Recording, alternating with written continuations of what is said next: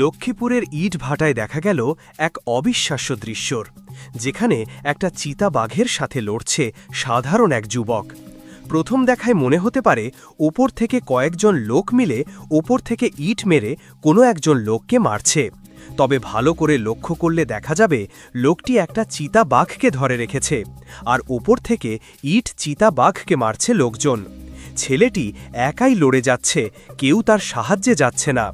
শেষ পর্যন্ত কি হয়েছিল সেখানে দেখতে থাকুন।